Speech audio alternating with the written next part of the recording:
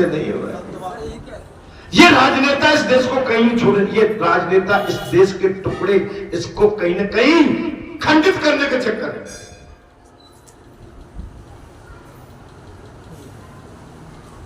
आप उनके लिए ऐसे रमाते हो भाई, क्यों रमाते हो उनके लिए? हाँ, योगी के लिए रमाओ, मैं तुमको वचन देता हूं।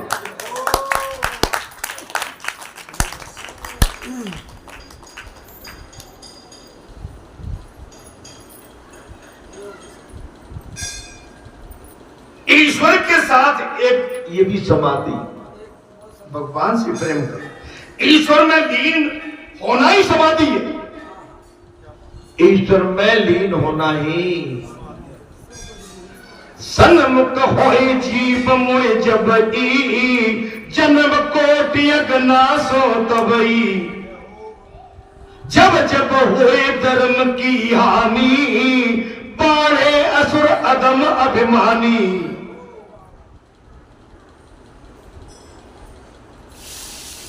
देश को कहीं का नहीं छोड़ा है।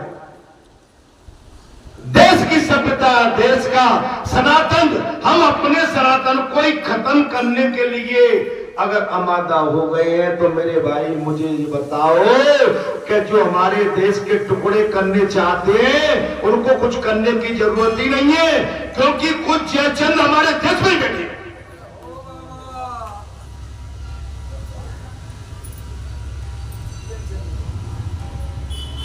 हमारे देश में जयचंदों की कमी नहीं है। आप समझ रहे हो, कल मैं टीवी देख रहा था, ट्रेन के सामने एक सिलेंडर रख दिया, कानपुर की बात है। ट्रेन आए उससे पहले एक सिलेंडर रख दिया ट्रैक पे, रेलवे ट्रैक पे। अगर वो सिलेंडर ट्रेन के इंजन से, ट्रेन से टकरा जी तो कितना बड़ा हादसा, माने हजारों आदमी की जान चली जाती।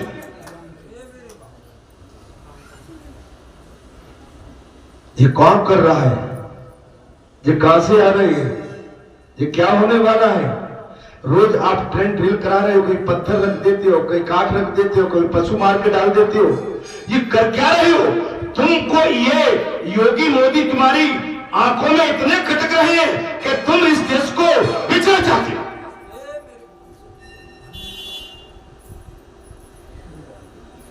भैया बुरा तो नहीं लग रहा है?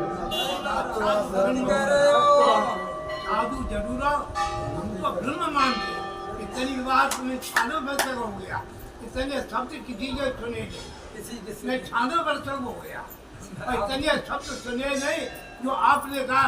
हमको आपको साथ ब्रह्म मानता।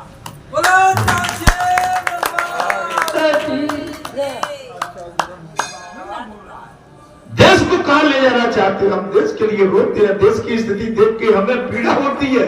अपने देश, हमारे सनातनियों ने, हमारे मुनियों ने, ऋषियों ने, महापुरुषों ने, देव पुरुषों ने, माता बहन बेटियों ने बलिदान दिए, तब जाके इस देश की रक्षा कर पाए। आज तुम इतने अभिमान में और स्वार्थ में और धन में और कुर्सी के चक्कर में डूब गए कि तुम देश के टुकड़े टुकड़े करना चाहते हो। धिक्कार है तुम्हारी राजनीति को।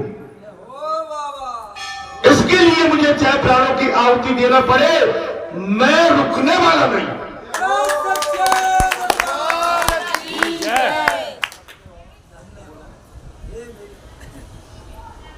अभी कल की बात है, ट्रेन के सामने एक सिलेंडर रखा था। अगर वो भरा हुआ सिलेंडर गैस का ट्रेन से टकराता है इंजन से, तो पूरी ट्रेन के चिथड़े उड़ जाते।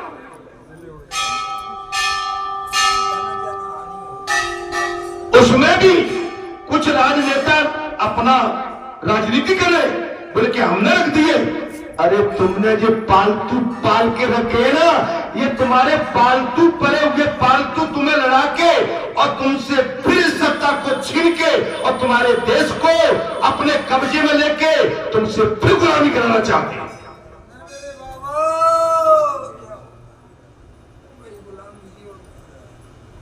मैंने कितनी बार कहा है, महाराज ईश्वर से नाता जोड़ दो। ये मैं नहीं बोल रहा हूं, कोई और ही बोल रहा है।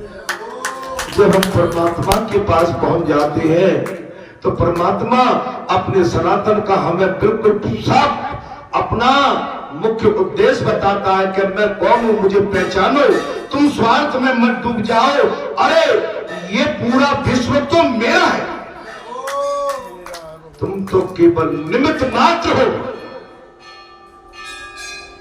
नारद जी जब तक न मिले महाराज, नारायण का दर्शन नहीं होता।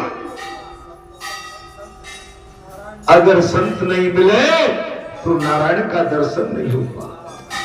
संत के माध्यम से ही भगवान के दर्शन हो पाते। संसार में आने के बाद वो जीव अपने स्वरूप को भूल जाता है। बात केवल इतनी सी है कि संसार में माता के गर्भ से आने के पश्चात वास्तविक अपना वो जीव होता है, अपनी वास्तविकता को भूल जाता है। बात केवल इतनी सी है, अपने मूल स्वरूप को भूल जाता है। तुम पक्के सनातनी हो, आपके अंदर भगवान है, आपके अंदर ईश्वर है, आप ईश्वरवादी हैं, आप पक्के सनातनी है महाराज, पक्के सनातनी। आपके अंदर ब्रह्म रहता है। जब पे कंत में देखकर हारे, विधि हर सम न चावन हारे, सोई जानता है देव जनाई, जाना तुम्हें तुम्हें हो जाई। अरे तुम्हारी कृपा तुम्हारी रघुनंदन, जानत भगत भगत हो। आपकी कृपा जिस पर हो जाए तो आप जैसा हो जाता है। जब पे कंत में देखना, इस संसार में तुम्हें ये कैसे हो कि पूरे संसार के रखवाले बन के बैठे हो। महाराज जब संसार के सारे मार्ग बंद होते हैं तब भगवान का केवल एक द्वारा खुला रहता है। उसमें धनवान भी और निर्धन भी, कमजोर भी, सब भगवान की दैनी पे जाके मत्था टेकता है। अर्थात संसार में आने के बाद वो जीव अपने स्वरूप को भूलता है। कोई संत कृपा करे तब जीव को अपने स्वरूप का भान होता। अगर कोई संत कृपा करे अपना स्वरूप का भान होता है। हम आप यहां ऐसे ही नहीं बैठे, कोई हम अपना वैभव बताने के लिए नहीं आए। अच्छा बताइए, जो मनुष्य चार पाई पे पड़ा हो और आपको कील दिख भी लगे, जिसके शरीर में कील ठुकी हो, क्या हम वैभव के लिए आए? नहीं, हम तो भगवान का भजन करने के लिए।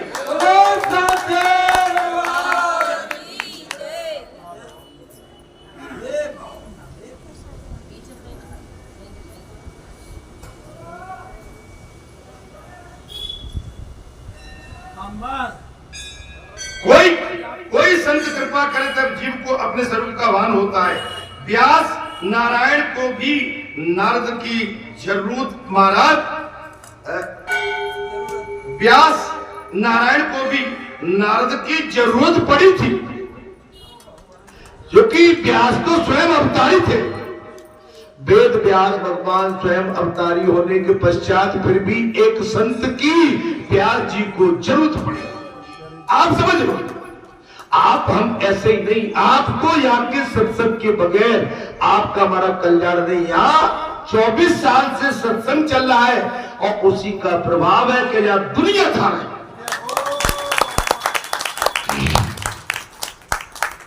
इसके बाद नारद जी ब्रह्मलोक में सिधार गए महाराज, और व्यास जी ने प्रणाम करके प्रणाम से दृष्टि को अंतर्मुख किया है। अर्थात वह हृदय गुफा में बाल कृष्ण के दर्शन हुए महाराज। बाल कृष्ण भगवान के दर्शन हुए। किनको? व्यास जी को। कब? नारद जी ने ज्ञान दिया तब। वो ज्ञानी थे, अवतारी थे, लेकिन ज्ञान अवतार अलग चीज है और भक्ति सत्संग सदमार्ग सेवा मार्ग अलग चीज है, अंतर है। आप गांव के मुखिया बन जाओ, आप कितने भी आप बढ़िया से बढ़िया लिटरेचर पढ़ लो, आप कितने से कितने बढ़िया आप रिसर्च कर लो, लेकिन जब तक प्रैक्टिकल क्रियान्वयन, जब तक उसका क्रिया में नहीं लाओगे तब तक आप उसका अनुसरण करके आप साक्षात उस बात को प्रमाण के साथ आप अपने देश के सामने नहीं रख सकते। आपको क्रिया करना पड़ेगा। ज्ञान अलग चीज है। आपने MBBS कर लिया, PG कर ली, किसी मेडिसिन में आपने विशेष योग्यता हासिल कर ली, लेकिन उसको क्रियान्वयन में लाना पड़ेगा। आपको बैठ के वो मेडिसिन किस उपचार के लिए उपयुक्त है, वो मरीजों के लिए आपको वितरण करके उनको लिखना पड़ेगा कि आप इस मेडिसिन को खाओगे तो आपका ये रोग मिट जाएगा। तब बात आएगी महाराज। व्यास जी को सब लीलाओं का दर्शन हुआ।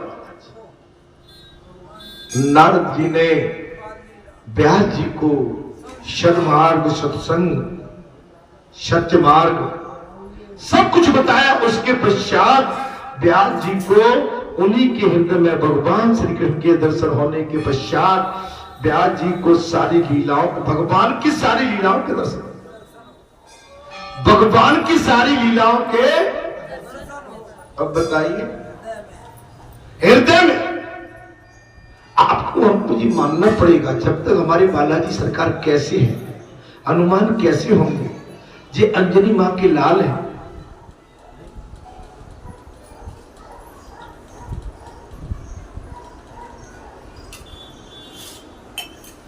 ये अंजनी मां के लाल है, वो अंजनी मां कैसी होंगी।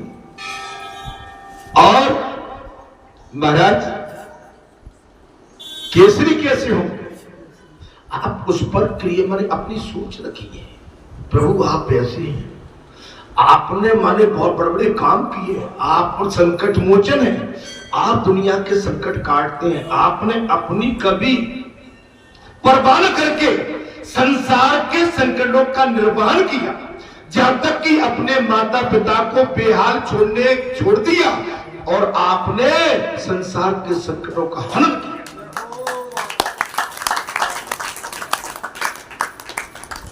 और मेरी तो भाई भैंस चुका रही है, गाय चुका रही है, मेरा खेत नहीं जुता है, मैं नौकरी पे नहीं गया हूं, और अभी ये नहीं है, वो इससे नहीं बात, इससे बात नहीं, चाहे कुछ भी हो जाए, अब नाती आ जाए तो कैसा लग रहा हो, अच्छा अच्छा नहीं, नाती भी आप भगवान को मानो और नातिन को लक्ष्मी मानो, दुर्गा मानो। उसमें आप मंदिर पर बैठकर आप कहो कि मेरी नातनी आ गई, नहीं, मंदिर पर देव स्थान पर हमारा नाता केवल भगवान से।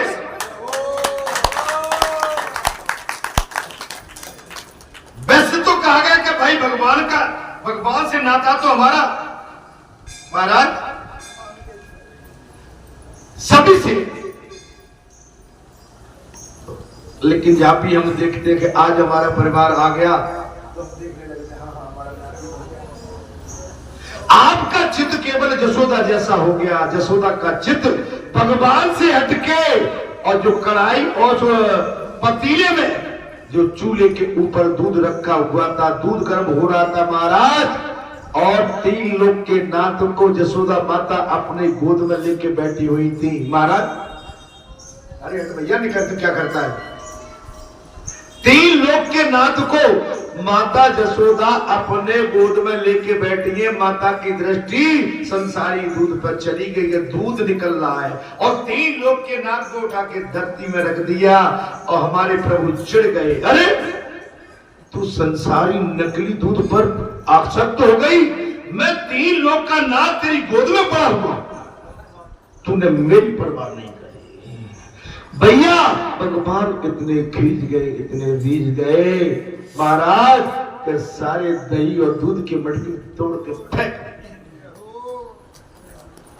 आप केवल हम अपने के जी मेरा है, मैं इससे मिल लूंगा, क्यों क्या बात है, कितनी देर है, क्या देर हो रही है, कब चलोगे, नहीं, आप कहीं आए हो तो आराम से बैठो, तनिक देर और ठहर जाओ, बस हम मेहमान हैं चंद रातों के, हमारा जीवन यात्रा बहुत लंबी नहीं है। हमारी जीवन यात्रा केवल भगवान ने जो तय करके रखी है, हमें उतनी सांस इस संसार में लेना है। उसके पश्चात हमारी सांस थम जाएगी और हमारा संसार हमसे दूर होके हम किसी अन्य योनि में जाके विलीन हो जाएंगे। जरूरी नहीं है कि मानव योनि दोबारा मिलेगी। आपको गारंटी है कि मानव योनि मिलेगी? बल्लू भैया आप तो तुम जल्दी आ गए, आज के चक्कर से बताना। किसने फोन कर दिया बल्लू भैया को जल्दी आ जा? नहीं, कोई कारण तो होगा मगर उसका। अरे बल्लू भैया हम जैसे बूढ़े आदमी के लिए भी आ जाया करो भाई। हाँ अच्छा, आज तो तुम बर्फी लाए होंगे जरूर। डुब्बा डुब्बा अच्छा तो तू जा, डिब्बा तेरा खा लिया जा। अब तुझे 4 लड्डू लेके आ गया बल्लू, तो सब खा गए।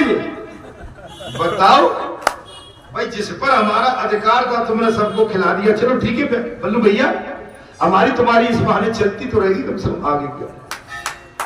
के बिहारी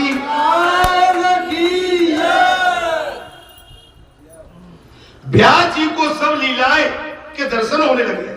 व्यास जी को नारद जी ने स्वरूप का भान करा। व्यास जी ने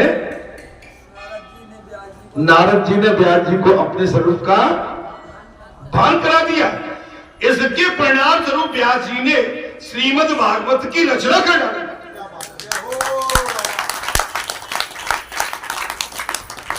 इसके पश्चात व्यास जी ने श्रीमद् भागवत कथा की रचना कर डाली। अर्थात भागवत में तत्व ज्ञान भी बहुत है। भागवत जिसने सुन लिया ना, उसका जीवन सुधर जाएगा। माने वैकुंठ तह पक्के मन से जिसने भागवत कथा का श्रवण पान कर लिया, उसका सर्व कल्याणी कल्याण। परंतु इसका प्रधान विषय तो प्रेम है। हम भागवत कथा सुनने आए, लेकिन दादा को देख के हमारे मन में ईर्षा हो रही है, इनको देख के ईर्षा हो रही है, 2 को देख के प्रेम हो रहा है, 3 को देख के विलाप हो रहा है, और 4 को देख के महाराज हमारा पता नहीं खून सूख रहा है, क्या हो रहा है। प्रेम चाहिए। राम में केवल प्रेम प्यारा चाल लेव को जान रहा। भगवान को प्रेम प्यारा है। और कथा भागवत में तो आने के बाद में हम घर के और संसार के कलेश को त्याग के आना चाहिए। दूसरे पुराणों में ज्ञान कर्म और आचार धर्म आदि प्रधान है, और जितने शास्त्र है उनमें क्या है महाराज? बोले ज्ञान कर्म आचार धर्म आदि प्रधान है, परंतु भागवत पुराण में प्रेम प्रधान है। क्योंकि गोपियों ने भगवान कृष्ण ने बेहद प्रेम किया है, और भगवान कृष्ण ने गोपिकाओं से प्रेम किया है।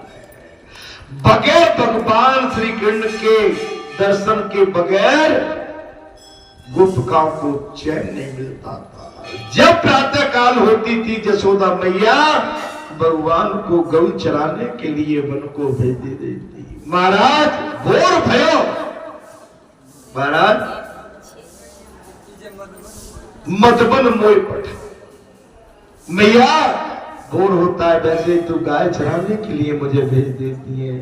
और जब भगवान श्री कृष्ण गौ के झुंड को लेके जिस गली गलियारे से और जिस भी पथ से निकलते थे, वहां के पथिक और उस गली गलियारे के गोपिकाएं अटारियों पर चढ़ के भगवान के दर्शन के लिए आतुर व्याकुल है। और जितने टाइम के लिए भगवान कन्हैया वन में रहते थे, उनके मन में एक ही लगी रहती, वो कब लौटेंगे, वापस कब लौटेंगे, हम कन्हैया के दर्शन कैसे करें। जैसे ही मालूम पड़ता था संध्या कालीन हुई, गौ वापस आई, सारी गोप गोपिकाएं अपनी अटारियों पर चढ़ के भगवान के दर्शन के लिए ललायत हो जाती थी। उनको भोजन पानी तो अच्छा लगता। जब तो गोपिकाएं माता यशोदा से बहुत पुराना दिया करती थी, लेकिन इसके पश्चात प्रेम अधिक करती। तो प्रेम से बड़ी कोई वस्तु संसार में नहीं। अच्छा, वो तो भगवान से प्रेम की बात है, आप मनुष्य से प्रेम करके देखो। मनुष्य प्रेम करके, भगवान घट घट की जानते हैं, भगवान सबके मन की जानते हैं। भगवान भाव के भूखे हैं, प्रेम के भूखे हैं। सद्भाव चाहिए, तुम्हारे हीरे जवाहरात नहीं चाहिए। वाल्मीकि जी को अपने जन्म में कथा करने से तृप्ति न हुई। वाल्मीकि जी को भी यहां पर साफ कहा मारा, वाल्मीकि जी को अपने जन्म में कथा करने से तृप्ति नहीं हुई। अपने जीवन भगवान की मंगलमय लीला कथा का भक्ति से प्रेम पूर्वक वर्णन करना और बाकी रह गया। इसलिए उन्होंने कलयुग में तुलसीदास के रूप में जन्म लिया है। किसने जन्म लिया है? जो किसने बताया आज तक? समझ में आ रही है?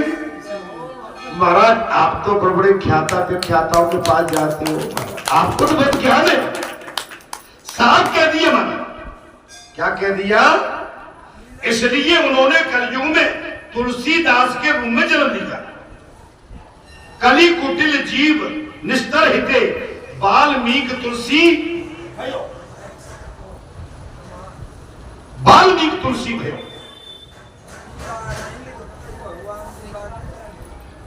बाल लीला नहीं कर पाए, कथा तो बहुत कहीं सुनी।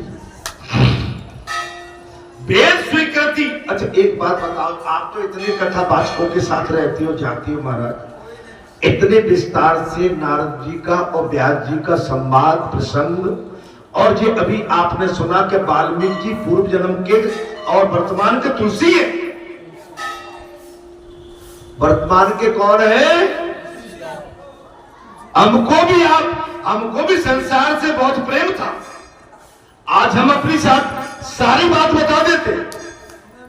संसार से बेहद प्रेम था, इतना प्रेम था कि संसार के बगैर हम रह नहीं सकते थे। अब समझ लो महाराज, अब ये संसार ऐसा लगता है जैसे कोई माता का स्वाग उसके दूर चला जाता है और माता केवल अचेत स्थिति में रहती, वो स्थिति हो जाती है। संसार बेकार है। हम जिद तो नहीं कह रहे भगवान का संसार है, लेकिन मिथ्या है ये संसार, धोखा है। इस संसार में धोखा ही धोखा। वेद स्वीकृति भागवत का ये फल है। जब वो है सबको विदित है कि महाराज वृक्ष की छाए तथा पत्तों में जो रस होता है उससे वृक्ष के फल में विशेष रस होता है।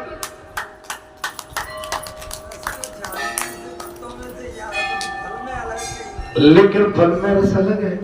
आम का फल देखा, जामुन देखी, सेब फल देखे, अनार देखे, पपीता, केला देखिए, उसमें तो है, लेकिन आपने देखा कि उस फल के पश्चात, उस वृक्ष के पश्चात जो उसमें फल लगा है, उस फल में रस विशेष।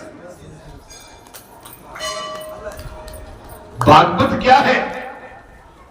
ये रस है, रसपूर्ण इस श्रीमद् भागवत कथा, रसपूर्ण इसी भागवत कथा रूप फल का मोक्ष मिलने तथा आप बार बार पान कीजिए, बार बार पान कीजिए। महाराज पिम्मतम भागवतम रसमाल्यो, अर्थात जब तक जीव और ईश्वर का मिलन न हो जाए तब तक इस प्रेम का पान करें।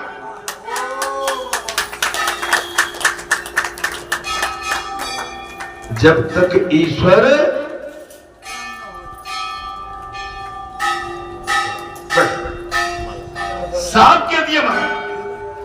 क्या कह दिया कि जब तक जीव और ईश्वर का मिलन न हो जाए, जब तक जीव और ईश्वर का मिलन न हो जाए तब तक इस प्रेम का पार करो, इसको पीते रहो। भगवान से प्रेम करो। अगर भगवान के प्रेम से आप हम वंचित हो जाएंगे तो महाराज कहीं कुछ बचता नहीं है।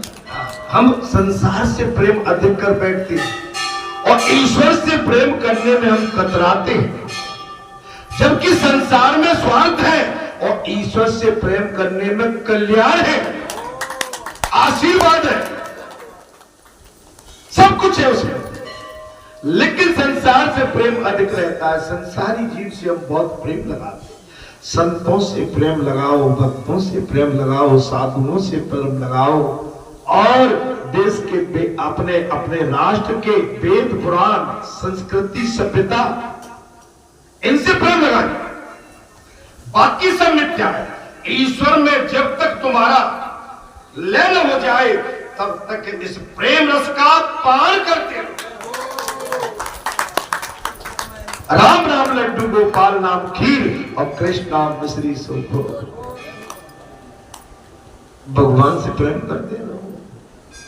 जैसे मंगलवार हुआ, शनिवार हुआ, इस दिन हमारा सत्संग नहीं हुआ, आपका हमारा मिलन नहीं हुआ, आप हम भगवान के चरणों में बैठ के हमने राम कथा नहीं कही और हम राम कथा नहीं कह पाए, ऐसा लगता है हमारा आज सबसे बड़ा हमारा कुछ बहुत बड़ा कुछ माने नुकसान हो गया या कुछ उजड़ गया, सब उजड़ गया। आप देख सकते अगर किसान की पसी हुई पकी हुई फसल और किसान उसकी देख रेख न करने जाए तो वो फसल भी नीचे टपक जाती है।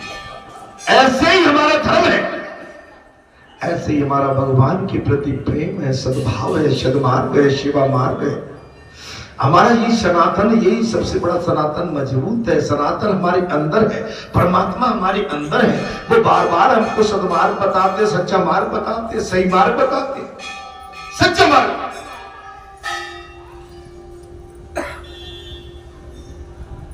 अपने नेचर को मत बदलो, घृणा मत करो। आप अगर इंसान होकर इंसान से घृणा करोगे तो बहुत बड़े चक्र में फंस जाओ। भागवत रस का पान करो, वेदांत अधिकारी के लिए है।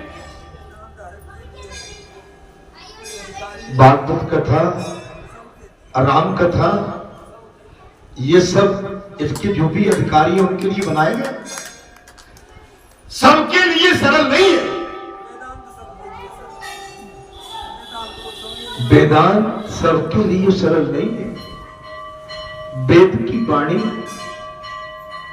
और वेद का जो महत्तम है, वेद का जो उद्देश्य है और वेद क्या चाहता है, आज जब तक उसमें निपुण नहीं होंगे, जिस तरह से एक विद्यार्थी कक्षा में पढ़ता है उसके पास 3, 4, 5 सब्जेक्ट होते हैं, जब तक वो सब्जेक्ट में अपना ध्यान नहीं लगाएगा तो वो उत्तीर्ण नहीं हो पाएगा। ऐसे ही हमारे वेदों के अंदर है वेदांत, और वेद में जो प्रमुख जो वेदाचार्य हैं और वेद के जो वक्ता हैं, और वक्ता के माध्यम से जब श्रोता उस वेद का उच्चारण और कथा के माध्यम से जब अपने कानों के माध्यम से श्रवण पान करता है और उसमें डूब जाता है, तब उसका महत्व